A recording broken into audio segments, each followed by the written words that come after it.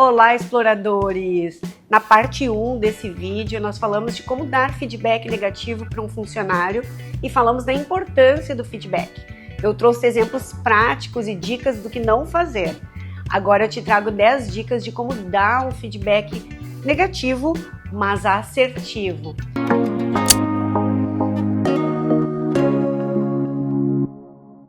Em primeiro lugar, sempre tenha um embasamento para esses feedbacks negativos.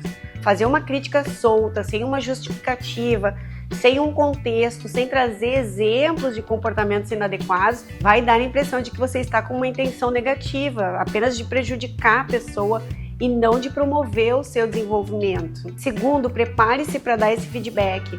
Antes dessa conversa, dessa reunião, é preciso que você se prepare.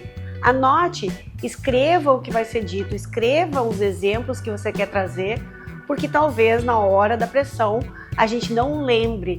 Então faça suas anotações. Não adianta pensar em como dar um feedback negativo sem este contexto, sem a história, para que o funcionário receba e compreenda, se coloque naquela situação e tenha empatia com o impacto negativo que a atitude dele causou na realidade do cartório.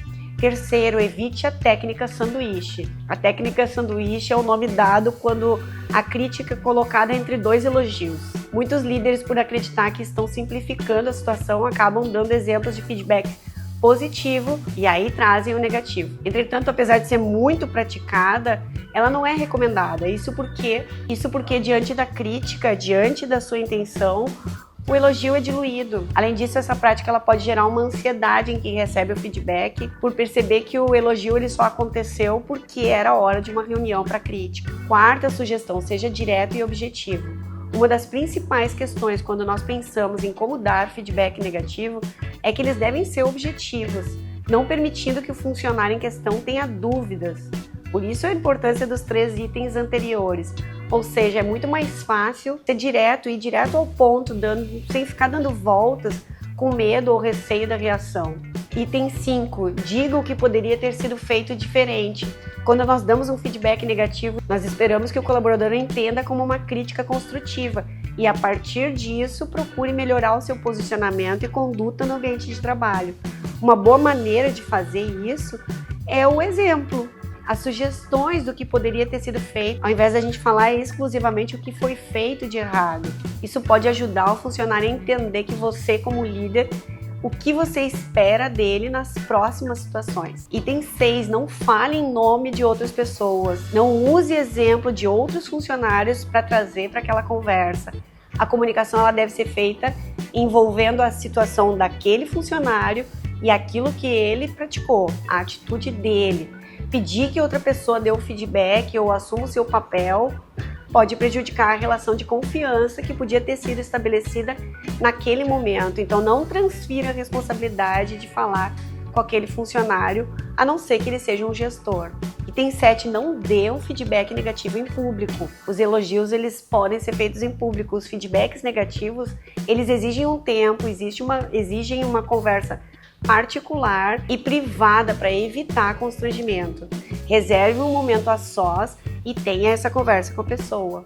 Não demore para dar o feedback negativo. Se a situação aconteceu hoje, reserve 10 minutos e chame a pessoa ainda hoje, mais tardar amanhã, para que a energia daquela situação não se dissolva. É importante evitar que o feedback seja dado em momentos em que ainda possa haver também um nervosismo. Então dá um tempo que combina com a pessoa que você vai chamar ela. É recomendável que se espere um pouco para que os ânimos se acalmem, para que você tenha uma conversa construtiva, mas não espere muito.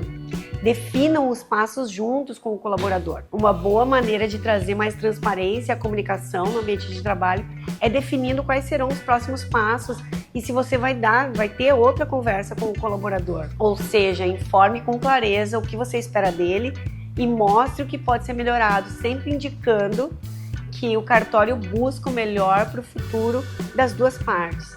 A ideia é que ao definir essas novas metas, essa nova conduta, esse novo comportamento que você espera do funcionário, ele consiga entender com clareza o que deve fazer e dessa forma ele consiga melhorar o seu desempenho. E, caso seja necessário, você precisa se comunicar, ter outras reuniões com ele. Além disso, lembre-se da importância de já deixar marcada uma próxima reunião.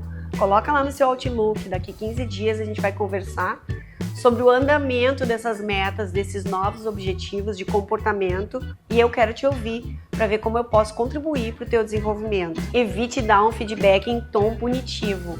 O feedback negativo ele deve atuar como uma crítica construtiva, como se você quisesse colaborar para o desenvolvimento daquela pessoa. Adotar uma postura de punição tende a prejudicar a comunicação no ambiente de trabalho e não é recomendado para quem pretende ter uma boa liderança e uma equipe que confie em você.